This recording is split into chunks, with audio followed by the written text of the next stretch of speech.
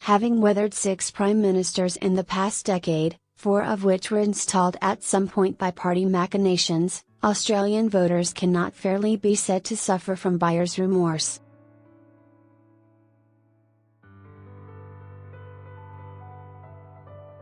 Gift with purchase remorse probably comes a little closer. Elections come frequently enough in this glorious democracy, which unlike many of its nearest relatives around the world actually compels its citizens to vote.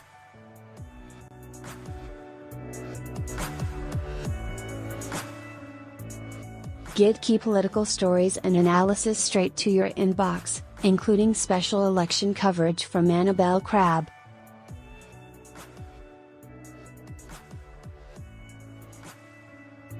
View privacy policy. So when it's elected representatives, much like drinkers halfway through a round, order a wedgie and install a new prime minister out of sequence, it's pretty obvious that voters are predisposed to take a dim view.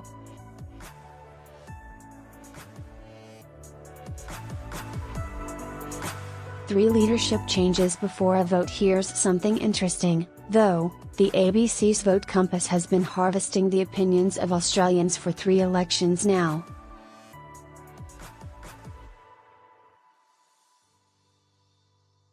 As bad luck would have it, each of the past 3 elections has taken place fewer than 12 months after a memorable iteration of Australia's now famous prime ministerial asset recycling scheme.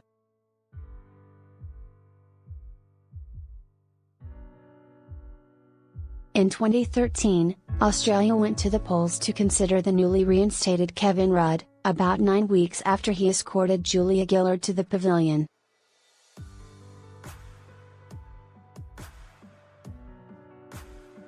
In 2016, voters narrowly chose the government of Malcolm Turnbull, 10 months after he overthrew Tony Abbott.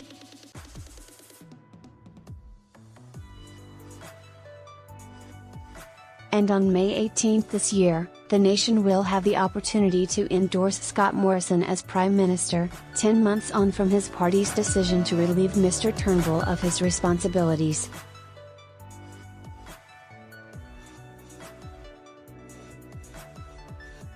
Voters think it was the wrong call. The vast majority of respondents, 78%, think that the decision to remove Malcolm Turnbull in August last year was the wrong call.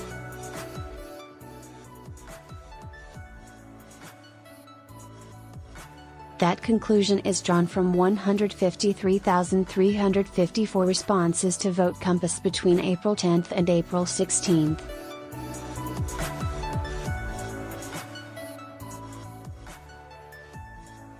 This is an unusually high degree of consensus among a population which can agree, it seems, on little else.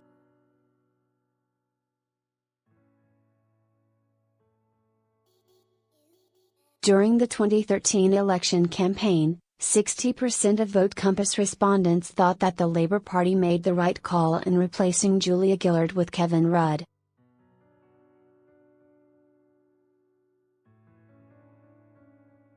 And in 2016, 81% thought replacing Tony Abbott with Malcolm Turnbull was the right thing to do.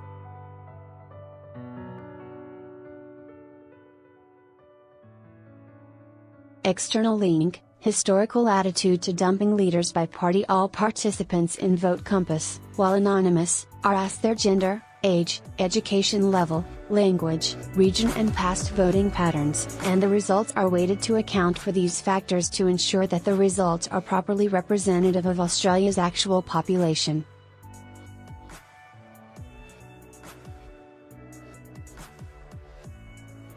One Nation voters stand alone. The results revealed that across all voting groups apart from One Nation, respondents were of the majority view that punting Malcolm Turnbull was a bad idea.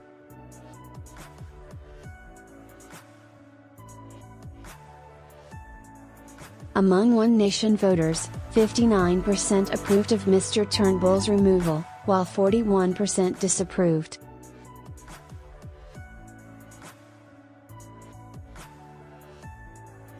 Labour voters almost universally opposed the leadership change, 96% of Labour respondents said it was the wrong decision, as did 97% of Greens voters.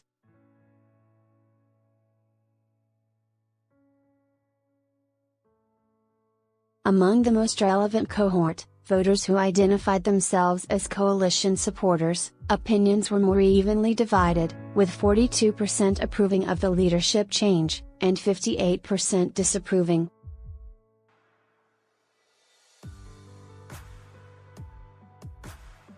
Now, this is always a dicey finding. It's asking respondents to make a decision based on a hypothetical, never an especially scientific process, especially among those respondents who would never vote for the coalition anyway.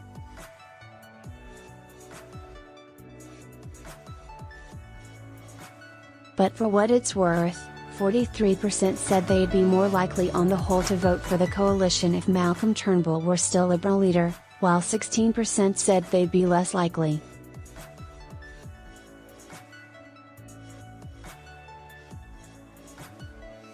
A substantial 38% said that they were just as likely to vote coalition notwithstanding the change.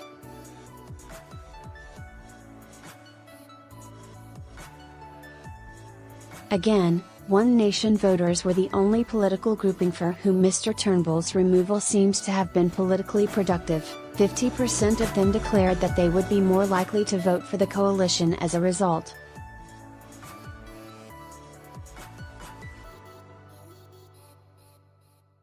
Across the results, there were slight variations along gender, age, and educational attainment lines. Turnbull supporters skewed younger, female and higher educated, but only marginally, and the pattern of disapproval of the Liberal Party's leadership change was consistent across all age groups, levels of education and genders.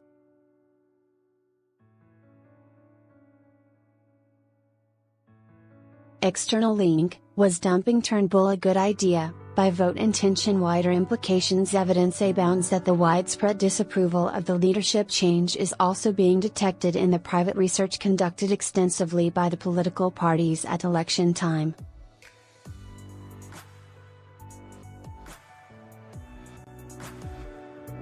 In a historically unusual development, Peter Dutton, who initiated last year's leadership challenge, is a major campaign figure in Victoria.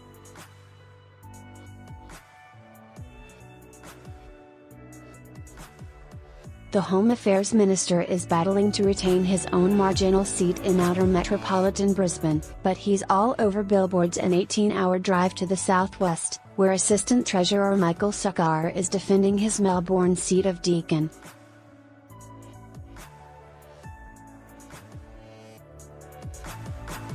Deakin should, in normal circumstances, be an easily defensible proposition for the Liberals, but Mr. Sukkar's status as a key supporter of Mr. Dutton in last year's leadership challenge is being used energetically against him.